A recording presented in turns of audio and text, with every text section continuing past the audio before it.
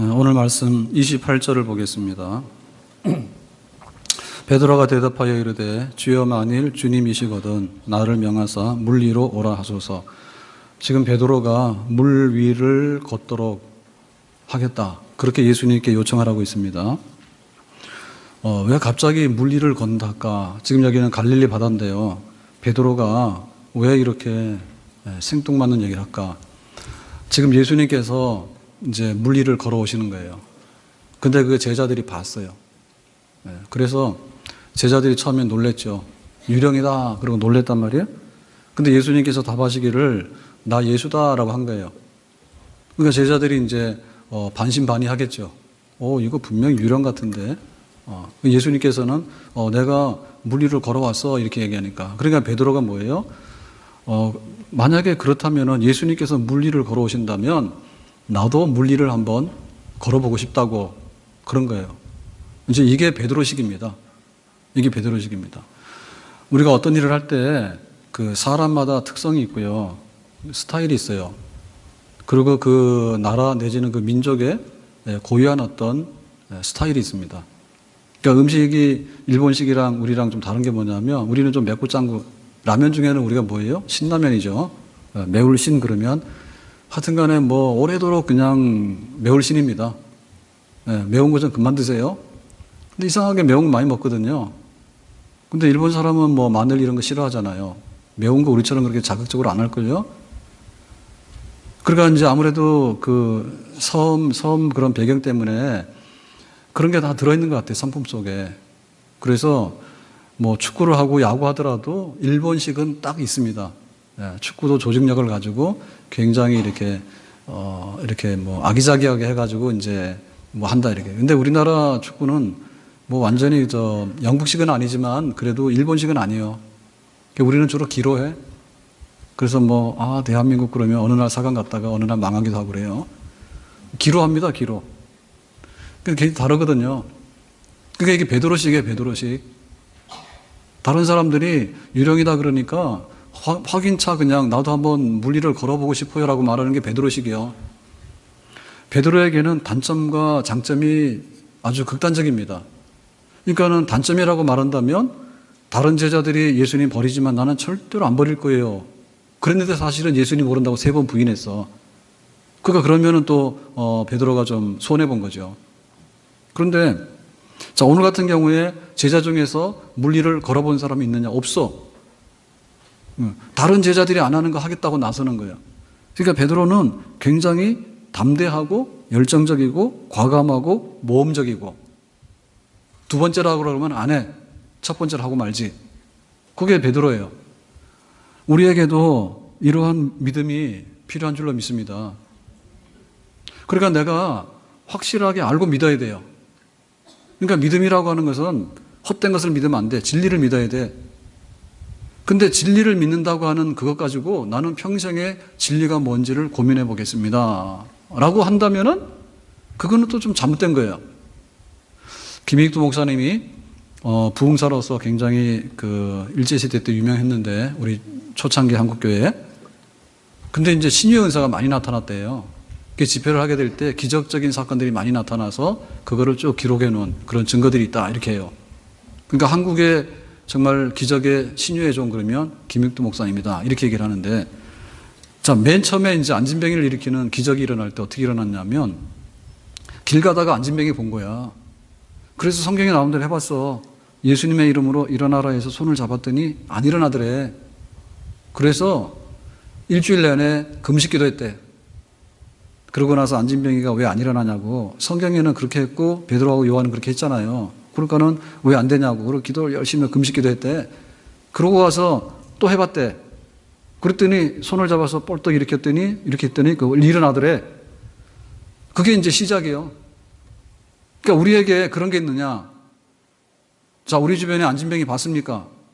만약에 안진뱅이 봤으면 그냥 지나갈 거예요?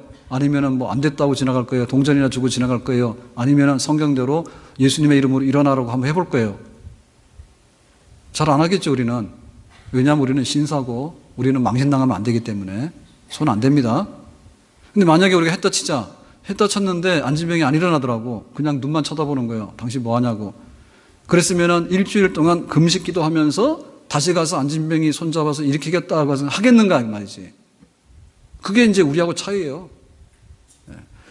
우리의 믿음이 뭐냐라고 할 때 안 하는 것도 좀 해보고, 다른 사람보다 내가 먼저 해보고, 이게 유령이라 그러면 유령인지 예수님인지 그것도 확인을 해보고, 그래서 정말 문제를 좀 풀고 나가볼 수 있는 그런 믿음을 우리가 가져야 될 줄로 믿습니다.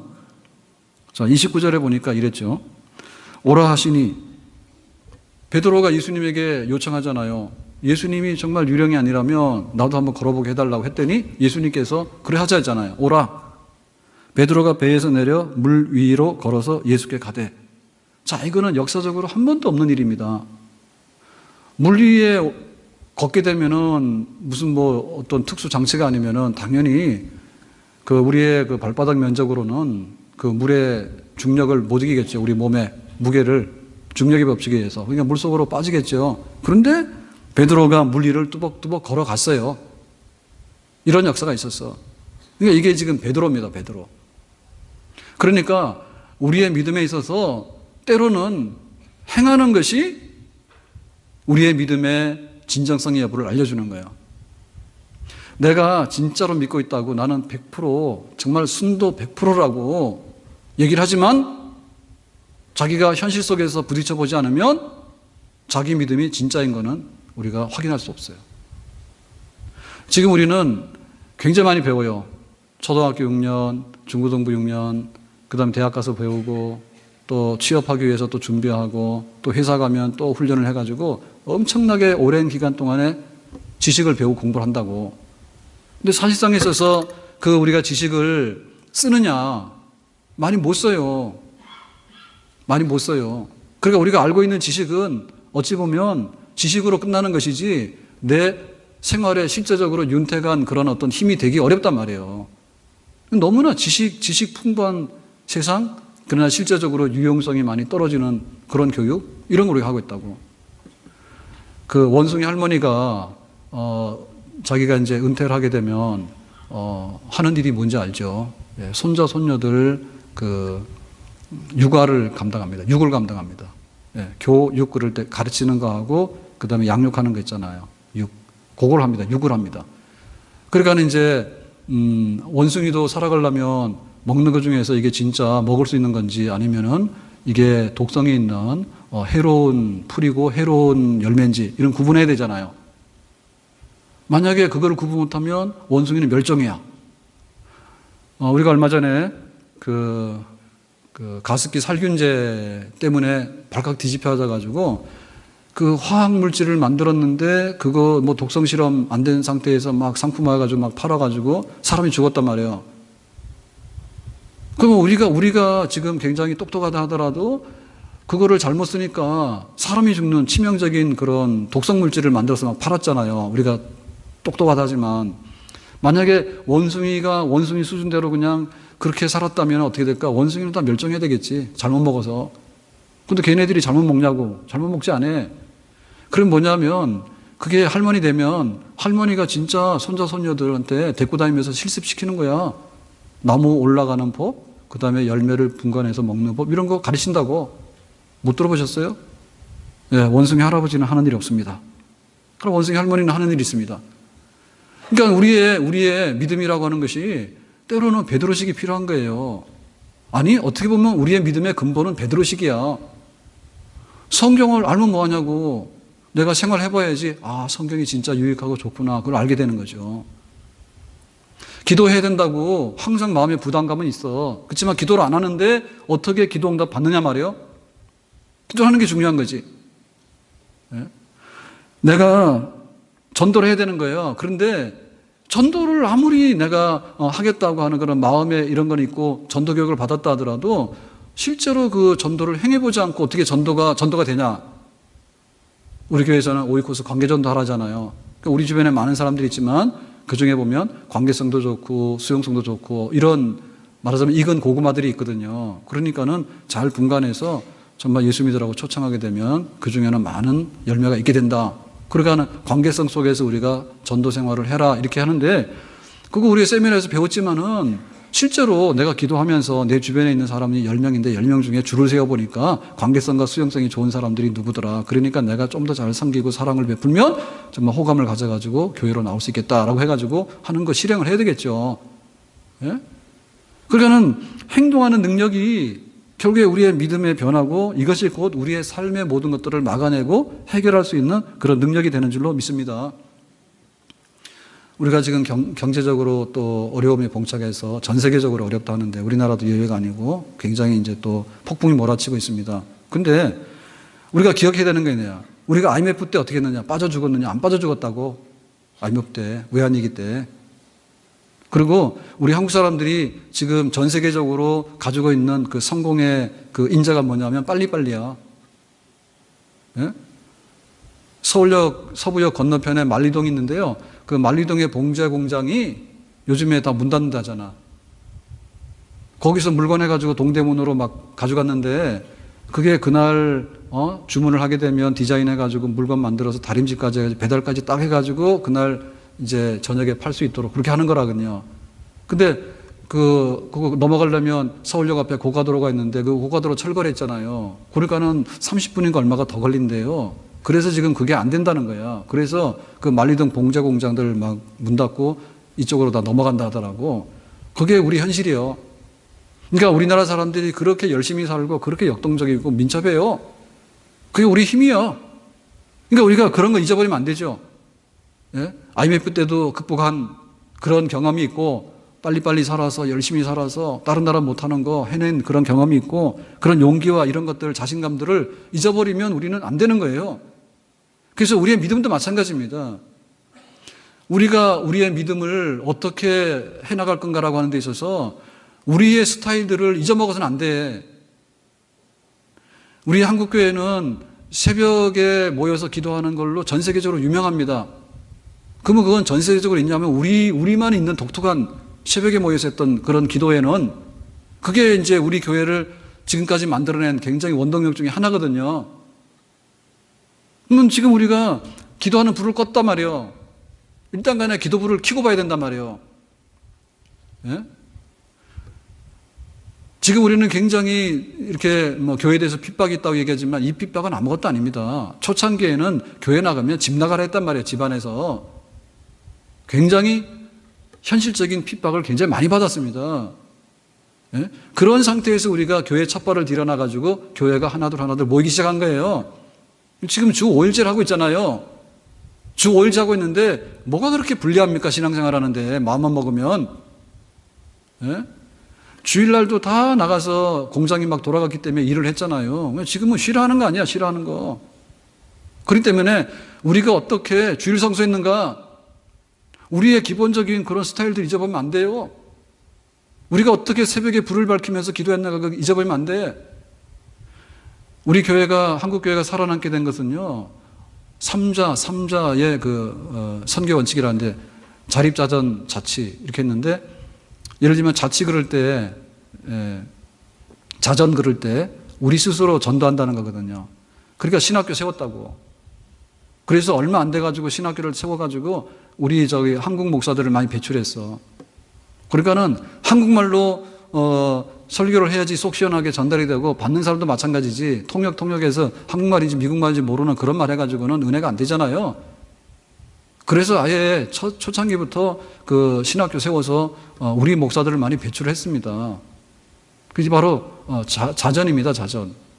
그리고 또 교회가 자립하는 걸 목적으로 했습니다. 인도, 필리핀, 일본 마찬가지인데 우리나라보다 훨씬 더 복음이 먼저 전파가 되어 있습니다. 그렇지만 지금도 이겁니다. 손 내밀고 도와달라고 합니다. 지금도. 우리나라가 안 했습니다. 안 하고 어려운 때도 다 교회부터 지었어. 예, 동네에 복음이 들어가게 되면 교회부터 지었어. 지금은 아파트라도 많죠. 지금 우리 굉장히 잘 사는 거예요. 경제적으로도 잘 산다 하잖아요, 우리나라가. 어렵다 하지만은 경쟁력이 있잖아요, 우리나라가. 그때는 어떠냐? 아프리카도 못 살았어요. 필리핀에 원자 받아가지고 장충체육관을 지었습니다. 정말 못 살았습니다, 우리나라가. 그럴 때에도 교회가 선교사들한테 가서 손 벌리고 얻어먹으려고 생각 안 했어요. 그래서 지금 내놓을 게 없으니까 지금 우리가 월급 받고 사는 시대는요, 얼마 되지 않습니다, 이게. 예? 전부 다 뭐냐면 남의 집 가서 일하고, 그래가지고는 1년 농사하면은 그거 가지고 먹고 살다가 모자라면 보릿고개를 해가지고 막 먹을 것도 없고 이렇게 살았거든요. 그러니까 올 때, 여기 성미자루라고 있어요, 주머니. 이래가지고 여기다 성미라 해가지고 이게 교회 재정의 전부 다였어요. 그래가지고는 집에 쌀이 없지. 그렇지만은 한 번에 쌀 가져오기 힘드니까 한 숟가락 이렇게 쌀 퍼가지고 이렇게 해서 이렇게 한 주간 동안 이렇게 성밀해서 자루 담아오면 그걸 모아가지고 목사님 양식도 하고 그 다음에 그거 가지고 교회 살림살이도 보태고 우리 한국교회가 그렇게 살아왔다니까. 제가 신학대학원에 가가지고 84년도에 교육전사 처음 나갔잖아요. 그때 우리 교회에서 성미 줬어요, 성미. 성미 줘가지고 뭐 이렇게 한 말 이렇게 주면 그거 이제 우리 학생이 이렇게 메고서 저희 집에까지 배달해 줬어. 그 학생이 누구냐? 지금 대만 나가 있는 손목은 선교사야. 키는 이렇게 작아. 그래가지고 그거 한 말씩 메고 말이에요. 전도사님 이거 성미 해가지고 그러가 갖다 주고 그랬다고. 그렇게 살았어요, 우리가. 그러니까 우리가 잊어버린 게 뭔가 생각해야 돼. 왜 베드로는 유령이라고 떠드는데 예수님이면 나도 한번 걸어보게 해주세요라고 해가지고 물리를 걸어갔는데 우리는 못하느냐. 우리가 했던 것조차도 우리가 잊어버렸거든요. 그러니까 최신, 현대식이 다 우리식은 아니야. 최신, 현대식이 다 어떻게 우리식이야. 김치는 옛날부터 우리가 먹었던 거고 빨간 김치는 최근에 먹은 거죠. 우리나라 고추가 들어온 지 얼마 돼요? 얼마 안 됩니다. 다 빨간 김치 안 먹었거든요. 그러니까 지금 우리가 가지고 있는 것 중에서 우리는 너무나 많은 것을 잊어버렸어. 물리를 걸어갈 수 있는 그런 능력을 잊어버렸다고요. 믿음으로 사는 데 있어서 믿음으로 세상을 이기는 것이지 세상이 우리의 믿음을 안전하게 해주는 게 아니에요. 거꾸로 됐어요. 세상에서 내가 환난을 당하나 담대하라 내가 세상을 이겼다라고 말했는데 믿음으로 세상을 이긴다는데 세상이 평안하고 세상 일이 잘 돌아가면 그때 기분이 좋아서 나는 교회에 와서 즐겁게 예배를 드린다. 이게 어디 있어 성경에. 예? 없잖아요. 거꾸로 하잖아요. 자, 그래서 지금 베드로가 물리를 걷습니다. 다른 제자들이 못하는 것을 지금 경험하고 있습니다. 얼마나 심납니까? 그런데 이것이 끝이 아닙니다. 자, 30절 보겠습니다. 바람을 보고 무서워 빠져가는지라 소리질러 이르되 주여 나를 구원하소서 하니. 베드로가 이제 물에 빠지는 거예요. 그러니까 배에서 내려서 지금 물 위를 걸어가는 베드로는 인류 역사의 처음입니다. 암스트롱이 달에 착륙했을 때 첫발을 내딛던 것보다도 이게 더 바다 위를 걸어갔던 인간은 없어. 바다 위를 걸어갔던. 그런데 그 영광스러운 광경이 얼마 안 돼가지고 다시 물속에 빠져들어가는 비참한 그런 광경으로 돌변했다 얘기죠. 그럼 도대체 이거 뭘 믿어야 되냐? 물리를 걸어라는 거야? 아니면 물리를 걷지 말라는 거야? 이런 생각이 들잖아요. 근데 여기서 보면 바람을 보고 무서워하는지라 여기 두 가지가 이제 변했는데요. 하나는 베드로가 처음에 이렇게 배에서 내려서 물리로 걸어갈 때는 조용했어요, 바다가. 바람이 없었어요. 그러니까는 예수님을 바라보면서 물리를 걸어가라 라고 하니까 그냥 그 말에 그냥 그대로 실천하는 거예요, 지금. 근데 바람이라고 하는 변수가 생긴 거예요. 바람이라고 하는 변수가 생기니까 예수님도 안 보이고 예수님의 말씀도 기억이 안 나. 당황해가지고. 그래서 올 것이 왔다. 예, 지금 내가 물 위를 걸어가는데 파도가 치니까 저 파도에 휩쓸리면 죽겠다라는 그런 두려운 마음이 생기는 거예요. 무서운 마음이 생기는 거예요. 그러니까는 베드로가 빠지는 거예요. 그러면 베드로의 믿음이 잘못된 겁니까? 하면 안 되는 일을 한 겁니까? 그게 아니고 베드로가 변한 거지. 그러니까 우리에게 있어서는 뭐냐면 우리의 믿음의 지속성과 연속성과 견고성이 문제예요. 우리가 믿는다 할 때 믿음의 대상은 객관성이에요. 하나님이에요. 믿음의 대상은 성경 말씀이에요. 그러니까 이거는 객관성인 거고요. 이거는 불변하는 거예요. 하나님 말씀이 기분 따라서 왔다 갔다 하는 건 아니죠. 하나님께서 어느 날 막 이렇게 기뻐하다가 어느 날 화를 내고 그런 분이 아니죠. 하나님은 일정합니다. 똑같습니다. 말씀도 일정합니다. 성경은 하나도 변화가 없습니다. 그대로입니다. 그런데 그 믿음의 대상을 믿는 나는 이게 변수예요. 나는 불변의 믿음을 가진 게 아니라 나의 믿음은 상황적으로 변할 수 있는 거예요. 우리가 거기에 빠져서는 안 되는 거예요. 내가 변한다, 이게 내가 변한다. 상황에 따라서 내 믿음이 변하는 거예요. 우리가 얼마나 상황에 따라서 잘 변하는지 지금 여름 되면 다 여름 옷을 입고 오셨잖아. 그죠? 한여름 되면 30도 넘어. 겨울에는 영하 20도예요. 그래서 우리나라는 빨리빨리 이 사계절 변화가 뚜렷하기 때문에 어리버리한 사람은 못 삽니다, 여기 지금. 1년 내내 여름 옷 가지고 견딜라 그러면 얼어 죽습니다. 또 1년 내내 겨울 옷 가지고 견딜라 그러면 여름에 더워서 죽습니다. 더위 먹어 죽습니다. 그렇기 때문에 우리가 얼마나 상황에 잘 적응을 하고 살고 있는가, 그렇게 살고 있어요, 우리가 지금. 그리고 상황에 따라서 우리는 굉장히 많은 것들을, 변화를 경험하면서 살고 있는데, 예를 들면 이런 겁니다. 내가 건강이 염려가 되는 거예요. 그러면은 2가지 염려가 생기고 3가지 염려가 생깁니다. 제가 2월 말인가 3월 초에 그 위 내시경 정기검진 갔다가, 근데 얼마나 놀랐어요, 열흘 동안. 일주일 동안에 죽는 줄 알았어요. 조직검사를 떼겠습니다. 마취를 안 하고 했으니까요. 수면 내시경 안 하고 그냥 했으니까. 그러더니 조직을 하나 뗄게요 그러는데, 뭐라냐면, 이거는 곰팡이가 아닌 것 같아요. 그 식도에 그 면역력이 떨어지고 곰팡이가 생길 수 있습니다. 하얀 곰팡이 생기는데 제가 생겼어요. 그렇다고 더럽다 보지 마세요. 근데 딱 그거 하면서 이거는 곰팡이가 아닌 것 같은데? 이렇게 하고서 뗀 거예요. 그러니까 그게 일주일 동안에 얼마나 고민이 된지 몰라요. 조직되면서 곰팡이 아니면 뭐예요? 혹시 나쁜 거? 나쁜 게 뭐예요? 온갖 생각이 다 드는 거지. 그러니까 못 견디겠다고 하루하루가 힘들어가지고. 그리고 또 그날 이렇게 딱 가서 검사 결과 보러 갔는데 정말 도살장에 끌려가는 그 기분이에요. 너무 병원 너무 싫어. 의사 너무 싫어. 정말 의사 싫어. 의사는 할 일이 아닌 것 같아, 사람으로서. 그러고 갔더니 그런 거예요. 역시 곰팡이네요. 이러더라고. 완전히 말을 바꾸더라고. 이거 곰팡이 같은데? 이러고 뗐으면은 내가 그 말 이해가 가는데, 곰팡이 아닌 것 같은데 해놓고는 가서 역시 생각한 대로 곰팡이네 이래. 그럼 내가 일주일 동안 내가 뭐하러 걱정을 했을까? 엄청 걱정을 한 거야. 그러니까 우리의 상황이라는 것이 그렇다니까요. 상황이 좀 안 좋게 느껴지잖아요. 그러면 그 상황이 급속하게 안 좋게 느껴지는 것처럼 보이는 거야. 돈도 마찬가지인데요. 돈이 있는 사람에게는요, 별로 배고픈 줄 모릅니다. 배가 부른 사람에게는요, 별로 살 게 없어. 그래서 마트 갈 때 꼭 배를 부르게 하고 가세요. 그럼 별로 안 쓸어 담아. 근데 배고픈 상태로 가면 뭐든지 쓸어 담아, 습관이. 배고프니까 막 주워 담는 거예요.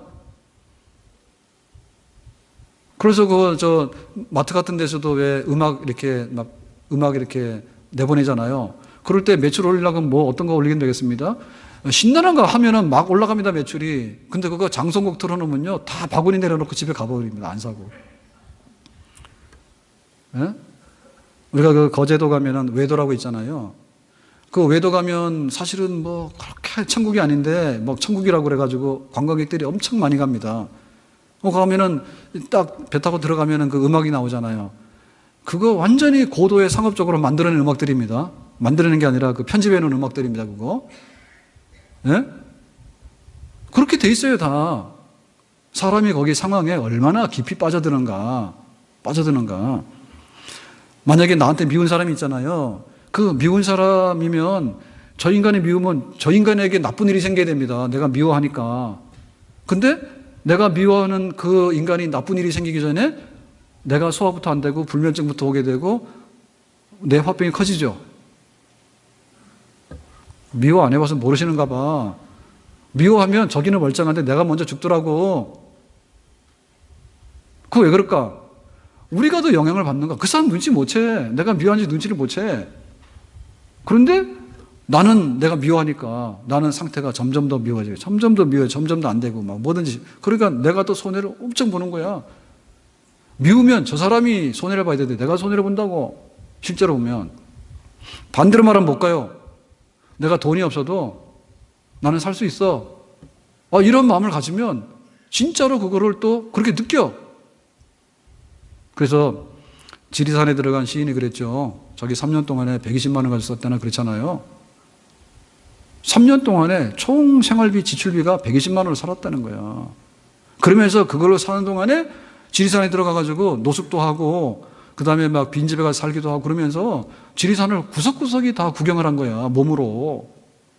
예? 봄, 여름, 가을, 겨울을 세 바퀴 돌고 나니까 지리산이 보이잖아요. 그럼 우리는 하루 휴가 내가지고 지리산 한 번을 가면 차비가 얼마야? 그 비용 들여봐야 지리산 보지도 못해요.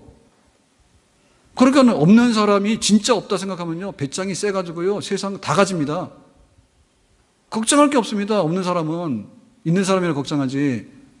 그러니까 이것도 상황에 따라서 어떻게 작용하는가 좋은 거예요. 가진 게 없으니까 잃을 것도 없는 거야. 그러니까 편한 거야. 뭐 오늘은 여기 가서 하고 내가 저기 가서 하고 그렇게 사는 거야. 가진 사람은 안 돼. 잃어버릴까 봐. 나 죽어도 좋아요라고 하는 사람은요, 건강에 대해서 염려를 안 하잖아요. 그런 사람 진짜 건강합니다. 스트레스를 안 받기 때문에 밥도 잘 먹고 잠도 잘 자고 면역도 세지고 그러고 점점 건강해지는 거야. 근데 내가 건강이 안 좋아가지고 막 이런 사람 있잖아요. 그런 사람 계속 건강이 나빠지는 거야. 영적인 것도 마찬가지고요. 우리의 믿음도 마찬가지예요. 물리를 걸어가려고 하는 사람하고 저기 들어가면 나 죽는다라고 뒤로 물러서는 사람하고 차이가 점점 나는 거예요. 그래서 우리의 믿음의 상태를 어떻게 견고하게 지속적으로 관리할 수 있을 것인가. 그건 우리의 몫입니다. 아멘. 예수님께서는 물리를 걷도록 하셨어. 첫 발자국은 걸었어요. 그런데 10발자국을 더 걷고 더 들어갈 수 있는 것은 우리의 믿음의 몫이에요. 그것을 우리가 어떻게 계속해서 믿음을 유지하면서 계속해서 그 약속을 실현해낼 것인가. 첫째는 말씀입니다. 안 먹으면 배고픈 거고요. 먹으면 배부른 거예요. 그러니까 우리의 믿음의 상태가 견고하게 유지가 되는 것은 배불러서 그런 거예요. 배부른 게 뭐예요? 말씀이에요. 영혼의 양식이에요. 아멘. 제가 만약에 은퇴를 하게 되면 어떻게 될까? 지금보다도 믿음이 좋아질까? 나빠질까? 어떻게 생각하세요? 참 손들기 민망스럽죠. 목사님 믿음이 없어질 거라고 손들기에는 좀 그렇고. 근데 제가 생각해 보니까 믿음이 좋아질 리는 없을 것 같아요. 내가 아는 것은 그대로 있을지 모르겠지만은, 그러나 그것을 견뎌내고 지속성 있게, 그리고 사건이 오더라도 그 사건을 이렇게 견뎌나가는 그런 실제적인 믿음의 힘은 현역이 아니면은 좀 힘들 것 같은데요, 제 생각에. 그러니까 다 그런 거예요. 지금 목회를 하게 되면 파도가 많이 쳐.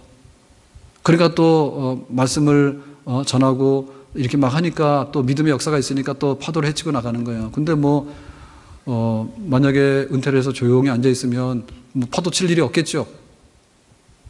예? 지금은 권사님네 가정에 뭐가 있다고, 집사님 가정에 뭐 있다고 그러면 그거 어떻게 하지? 그 집이 잘 돼야 되는데, 이게 매일 그런데 나중에 은퇴하면 저한테 찾아오지 않을 거 아니에요.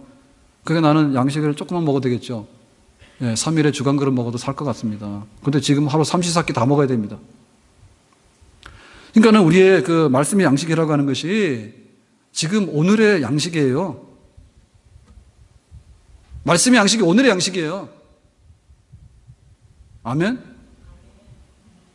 내가 주일날 예배 한번 드렸다 해가지고 그것이 일정하게 쫙 나가면 좋은데 그렇지가 않아요.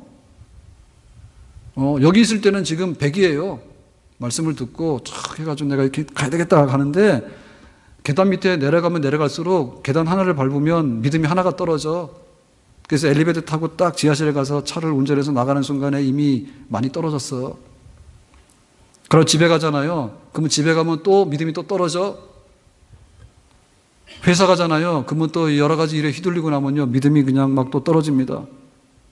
그래서 그냥 기진맥진해서 집에 돌아오는 길에 하늘의 별도 없나 요새는? 하여튼 간에 이렇게 집에 오는 길에 다 힘들어가지고 들어오다가 일산은 참 좋은데요.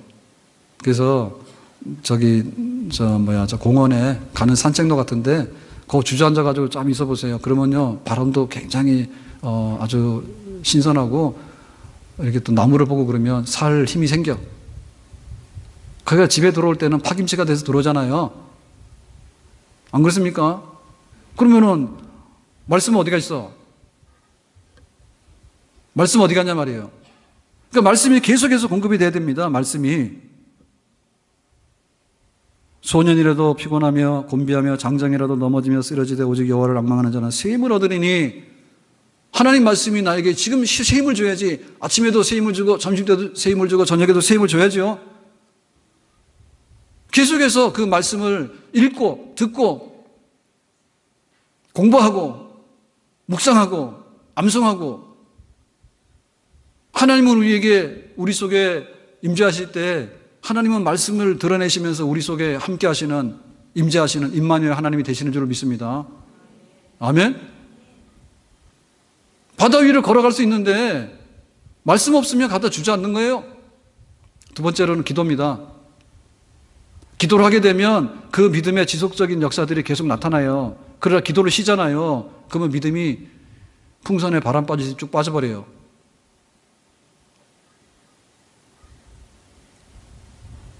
다니엘이 기도하다가 왕의 명령을 어겨서 사자굴에 던져지는 사건이 있습니다. 그랬는데 사자굴에 들어갔는데 사자가 입 다물고 조용히 있었어. 입을 봉했다 했거든, 입을. 기도가 이기면 사자도 조용하게 되는 거고요. 우리가 기도가 없잖아요. 그러면 사자굴에 던져지는 즉시 사자가 잘 먹어 채워버려. 먹을 거 들어왔다고. 그러니까는 어떻게 기도가 우리의 믿음의 산 능력이 되는가에 대해서 우리가 인정해야 돼. 그 때문에 기도를 많이 해야 돼. 아멘. 다니엘은 하루에 3번씩 기도했어요. 그것 때문에 모함이 된 거예요. 3번씩 기도하니까 기도하지 못하게 해가지고 사자굴에 던져버리자고, 죽여버리자고. 그러니까 다니엘에게 있어서는요, 기도하는 뼈가 있는 거야. 다니엘에게 있어서는. 여러분, 뼈가 굵어야 되잖아요. 굳어야 되잖아요. 예? 뼈가 튼튼해야 되잖아. 근육이 튼튼해야 되잖아요. 기도해, 기도. 그러면 우리는 하루에 3번 엄청 많다 생각하지만은 아닙니다.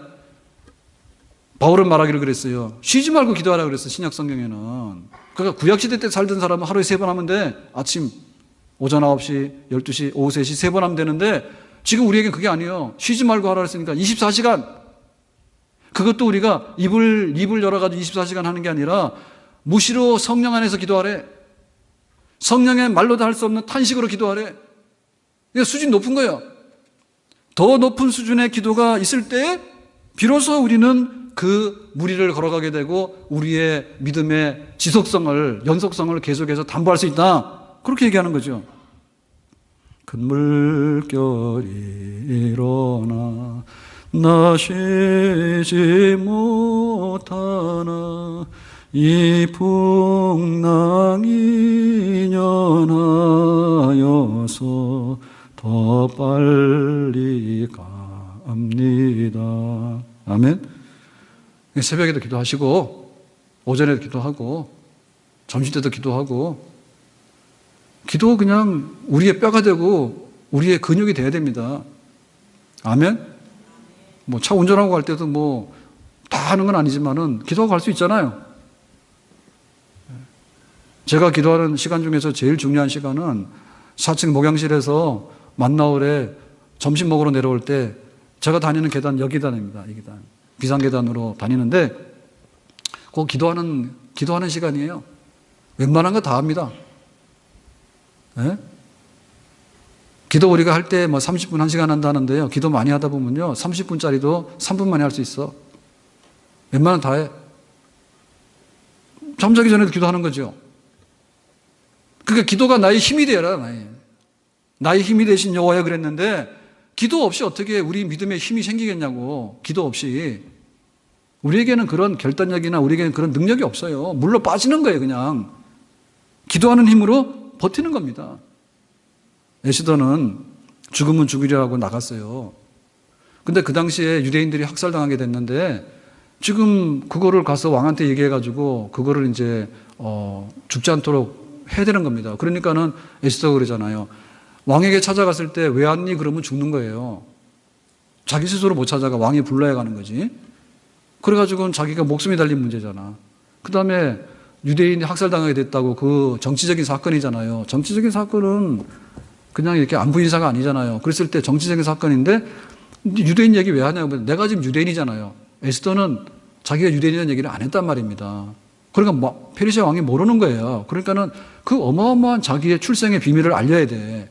그 다음에 지금 유대인들이 당하고 있는 이 정치적인 학살 사건을 얘기를 해야 돼. 그러니까 이게 어마어마한 문제예요. 풀 수 없는 문제야. 더군다나 이미 왕의 결재가 났어. 그러니까 이거를 뒤집어 엎으려면은 얼마나 큰 역사가 일어나야 되는데, 그러니까 에스더가 참여 안 한다 했죠. 나 못한다 했잖아.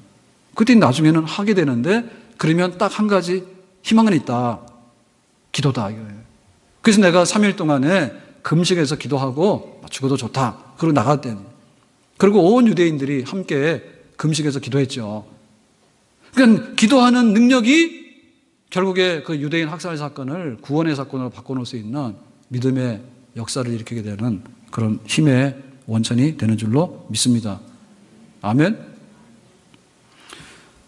자, 그런데 32절에 보겠습니다. 32절에. 배에 함께 오름에 바람이 그치는지라 그랬어. 자, 그래서 이제 그 베드로가 물 위를 걷다가 물속에 빠져들어가니까 예수님께서 건져내시고 그 다음에 제자들이 타고 있는 배에 올라왔어. 그랬더니 바람이 그쳐가지고 조용해졌다 얘기죠. 자, 여기 보면은 첫 번째 물 위를 걸어오는 예수님이 누구인가 보여준 사건이고요. 그 다음에 예수님께서 배에 타시니까 바다 전체가 조용해지더라. 물 위를 걸어오는 사건보다도 배에 탔더니 바다 전체가 조용해지는 사건, 더 큰 사건이죠. 이거 한마디로 뭐예요? 놀라운 사건이죠. 이게 뭡니까? 우리의 능력을 뛰어넘는 기적이죠. 이 모든 기적의 주인공이 누구요? 예수님. 지금 우리는 예수님을 믿는다 하는데 실제로 예수님하고 유령하고를 혼동하고 있는 제자야. 제자들이 그랬잖아요. 밤중에 뭐가 오는데, 바다에 오는데 보니까 와, 유령이다 그런 거예요. 그러니까 제자들은 영적으로 볼 때 아직도 예수님하고 유령하고를 구분 못하는 거예요. 실제 우리가 믿는다고 와서 신앙 고백도 해가지고 세례도 받고 이렇게 교인을 하지만은 사건이 일어나서 풍랑이 몰아치게 되면 예수님을 유령의 한 종류로 생각해요. 혼미해.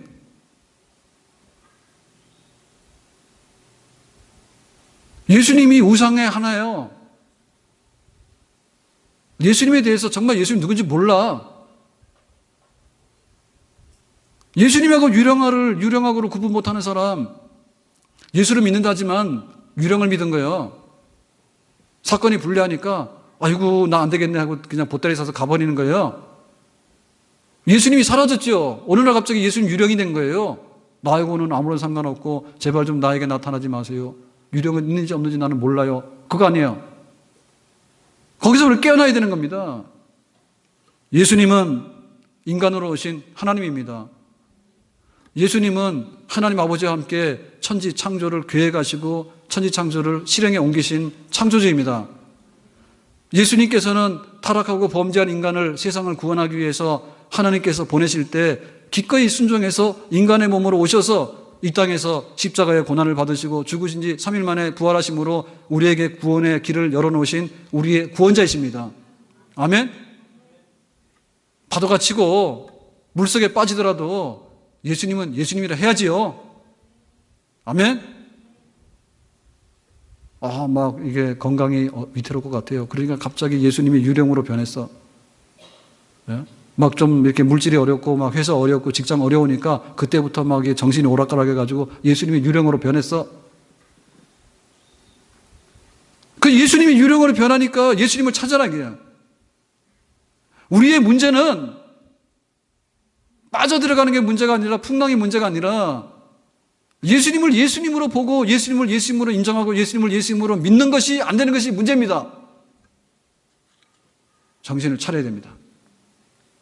예수님은 예수님이요. 풍랑이 몰아쳐도 예수님은 예수님이지 없어지는 게 아니에요. 어떻게 미신의 종자로 둔갑하는가? 믿는 사람들이 어려운 일이 오면 더 똑똑해져야 되는 거예요. 예수님이 더 분명하게 보이고 이분이 예수님인가 이렇게 돼야 되는 거예요. 근데 어려운 게 오면은 희미해져. 나중에는 오락가락 해가지고 내가 미신 믿는 사람인지 안 믿는 사람인지 모를 정도로 그냥 오락가락 해가지고 우왕좌왕하고 말이에요. 정신 잃어버리고. 정신 차립시다. 아멘. 자, 그 다음에 제자들에게서도 뭐냐면 예수님을 자기 인간으로 보는 거예요. 그것이 지금 비극이야. 우리에게는 인간이기 때문에 인간의 끝은 인간입니다. 땅끝은 어딘지 아세요? 땅끝입니다. 물으나 마나지. 땅끝이니까 땅끝이지 어디 있어? 땅이 있는 끝, 육체 끝은 육체 끝이지 뭐요? 육지는 바다가 될 수 없고 인간은 신이 될 수 없어. 그런데 우리 인간의 한계가 인간의 한계로 느껴지는 것은 옳아요. 근데 인간의 한계가 하나님의 한계라고 하는 생각은 틀린 거예요. 이성이 걸어갈 수 없는 곳에는 믿음이 헤엄친다. 걸어가는 데는 걸어가야 되지만은 헤엄칠 때는 헤엄을 쳐야 되잖아. 방식이 달라야 되잖아요. 예수님을 인간으로 보면 안 된다 얘기죠. 예수님은 인간을 구원하기 위해서 오신 인간이지만은 하나님이 인간으로 오신 하나님이에요. 아멘? 예수님이 인간으로 이렇게 변신 로봇 된 게 아니라 예수님은 인간의 몸으로 오셨지만은 여전히 하나님이세요. 아멘? 인간이냐 하나님이냐라고 할 때 하나님이다. 예수님의 능력의 끝이 우리 인간의 능력의 끝이냐? 그게 아니다. 인간의 능력의 끝은 못한다 하더라도 예수님은 하나님으로서 바다도 만들었고 파도도 만들었기 때문에 조용히 시킬 수 있다. 아멘? 예수님의 예수님 다움을 잃어버리는 것이 우리의 정말 위기입니다. 그러니까 풍랑이 문제가 아니고 빠지는 게 문제가 아니고 예수님을 믿지 않는 것이 문제예요. 그럼 우리가 예수를 믿는데 왜 예수 안 믿는다 하냐? 인간 예수를 믿으니까 잘못됐다는 얘기입니다. 인간은 인간밖에는 모르는 거예요. 그러니까 믿음이 필요한 거예요. 인간은 상상력을 동원하더라도 인간의 끝은 인간이다라고 하는데 가서 거기서 멈출 수밖에 없는 거예요. 그러니까 우리에게 믿음이 필요한 거예요. 아멘? 그러면 예수님이 하나님이라고 하는 믿음이 뭐냐면 그런 거죠. 강 가운데 지나도 물 가운데 지나도 불 가운데 지날지라도 홍해바다도 건너갔던 역사가 하나님께는 있을 수 있다. 소년의 도시락을 놓고 먹으면 소년이 밥을 먹는 거지 5천 명은 먹을 수 없잖아요. 근데 예수님께서 축사하시고 나눠주니까 5천 명이 먹고도 12광종이 남았다는 거 아닙니까? 아멘? 베드로가 빌립보에서 매 맞고 감옥에 갇혔습니다. 손과 발이 묶였습니다. 그런데 기도하고 찬송했더니 지진이 나면서 손과 발에 묶인 것이 풀어졌습니다. 아멘? 그러니까 예수님이 예수님이다라고 인정을 하게 되는 것은 우리에게 희망이 있는 거고요. 정말 베드로식으로 갈 수 있는 근거가 되는 것이 바로 예수님은 예수님이기 때문에 그런 거예요. 인간이 아니기 때문에 베드로식으로 가는 믿음의 세계가 우리가 가야 될 그런 길인 줄로 믿습니다. 험한 시 물속에서 나를 건져주시고 노한 풍랑 지나도록 나를 숨겨주소서. 풍랑을 보지 말고 우리를 숨기시고 그 배를 타고 바다를 조용케 했던 그 예수님을 우리 마음속에 품을 수 있는 그런 믿음의 사람이 되기를 주님의 이름으로 축복합니다. 그러면 우리에게 있어서 빠져들게 하고 그 우리를 이렇게 삼키려고 오는 풍랑이 도대체 뭐냐? 물질이겠죠. 네? 물질이겠죠. 우리의 건강이겠죠. 우리 질병이겠죠. 우리 집안에 우환질고들이 많죠. 사건들이 많죠. 회사 가도 사업장 가도 해결 안 되는 그런 무거운 짐들이 있죠. 그런 것들이 우리의 풍랑이에요. 근데 그 풍랑에 대한 것보다도 우리에게는 그 풍랑을 잠잠케 하는 예수님에 대한 신뢰가 필요한 거예요. 제가 어젠가 이렇게 인터넷 뉴스를 봤더니 지금 경제적으로 어렵고 구조조정 와야 되고 막 이랬잖아요. 전 세계적으로. 근데 우리나라도 예외가 아니잖아요. 그 우리나라 제일 잘 사는 데가 거제하고 울산입니다. 우리나라가. 제일 잘 사는 데 동네인데 거기가 직격탄을 맞은 거예요, 지금. 그러니까 우리가 얼마나 어려운지 알겠죠. 근데 그러니까 나타나는 현상 중에 뭐냐면 이랬어요. 기부금하고 기부금, 뭐 어디 이렇게 막 구제해주고 기부하고 그다음에 교회다, 종교단체다가 헌금하는 거가 2.8% 줄었대. 요 몇 달 사이에 2.8% 줄었대. 그러니까 우리가 거기에 영향을 받고 있다는 얘기지. 그러면 우리의 믿음 어때요? 그렇게 하면 안 되겠죠. 아멘? 너희는 먼저, 우리가 먼저 해야 될 게 뭐예요? 우리가 IMF 때 어떻게 했는가 하면요. IMF 때 지금보다 더 위기가 급속하게 왔었어요.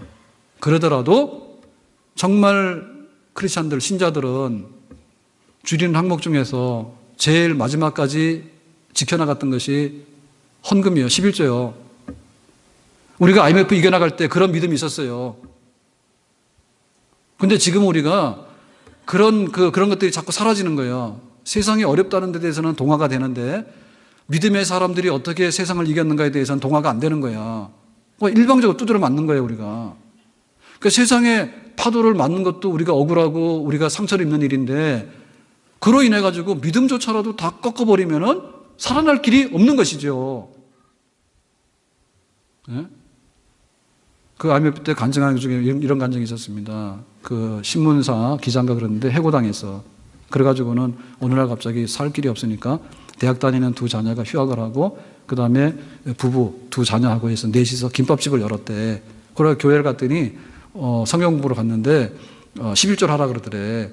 그래가지고 부인이 시험 든 거예요. 목사님 우리 집이 어떤지 아는데 시험 지금 11조 하라고 하시냐고 그랬더니 하시는 건 맞다고 그랬대. 그래가지고는 이제 순종을 해서 한 번에 못하니까 김밥 하나 팔면 100원 하고 이런 식으로 했대. 한 번에 못하잖아요, 그거를. 계산이 안 나오잖아요. 그러니까는 그냥 김밥 하나 팔면 100원. 뭐 이런 식으로 했대. 그래서 나중에 IMF 지나가면서 복직도 하고 자녀들도 다시 복학해가지고 다 해피엔딩 잘 살았대. 아멘? 우리가 IMF 지나갈 때 믿음의 사람들이 이겨나가는 데는요, 다 그런 그 간증이 있었어요. 지금 우리가 그걸 잊어버리면 안 된다, 얘기요. 우리 교회 섰지만은 우리 교회 밑에 있을 때 있잖아요.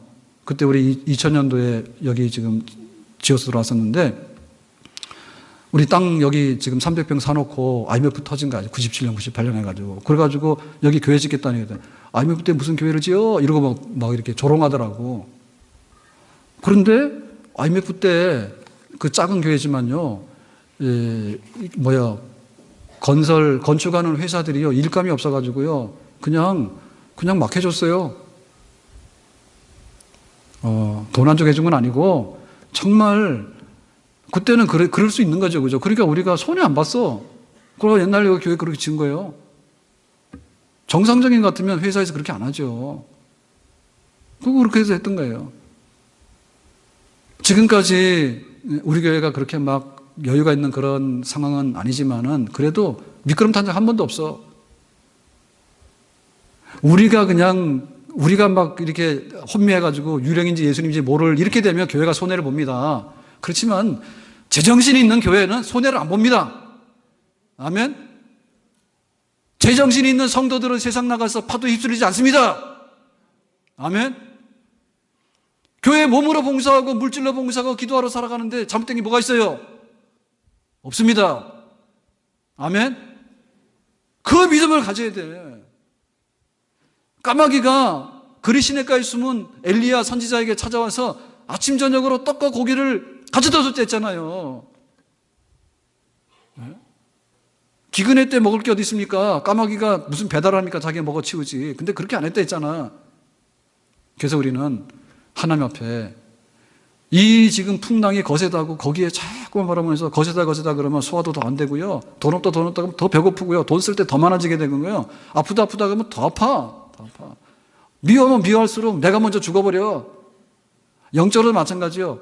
힘 빠지는데 누가 나와서 이렇게 좀 기분 좋게 안 해주나. 그럴 일 없어. 믿음으로 세상을 이기면 모든 것이 범사가 잘 되고 강건한 줄로 믿습니다. 아멘. 기도합시다. 오늘 주신 말씀처럼 다시 한번 베드로처럼 물 위를 걸어가 보는, 그리고 빠지더라도 다시 예수님의 손잡고 다시 걸어가 보는 그런 역사들이 있도록 믿음으로 세상을 살아가는 하나님의 백성답게 살아가는 그런 역사가 있도록 저희들에게 은혜를 주시기 원합니다. 예수님의 이름으로 기도합나이다. 아멘. 다 일어나 찬양합니다.